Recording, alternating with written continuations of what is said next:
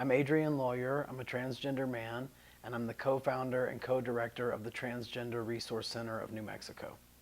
For me, that was right around 2 or 3 years old when I knew that I was a boy. It's one of the earliest things that I knew about myself. As soon as I had consciousness of myself as a human being, I knew that I was a boy. I was born in 1970, so that was a little bit unfortunate. Our civil rights movement is very recent. So when I was a 2 or 3-year-old trying to tell my parents that I was a boy, they really did not have a way to understand what I was trying to say.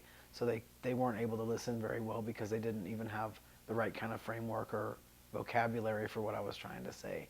I was really unsafe and abusive towards my body before I transitioned because of how much pain I was in inside of my body and how angry I was at my body.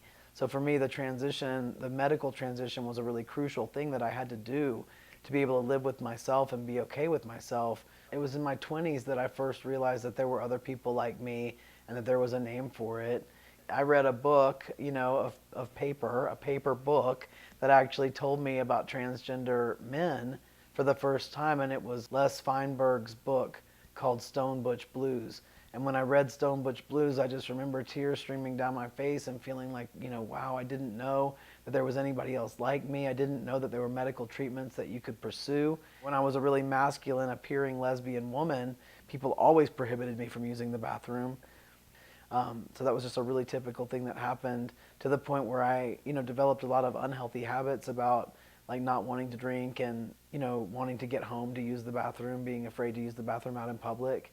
And trans students in schools tell us the same thing. They tell us that they don't drink water all day long because they're trying not to navigate the bathroom usage. I think it's so much easier to find out that you're not alone and that there's other people like you just by virtue of the internet.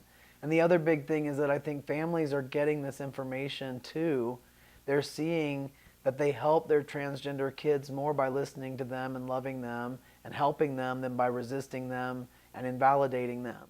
We think of these things in a fearful and violent way until we come out the other side and realize that it's just a normal human variation. It's just a minority trait. It's the way that a small portion of the human population just comes out. And once we kind of get our minds wrapped around that, we do a little bit better of just integrating folks.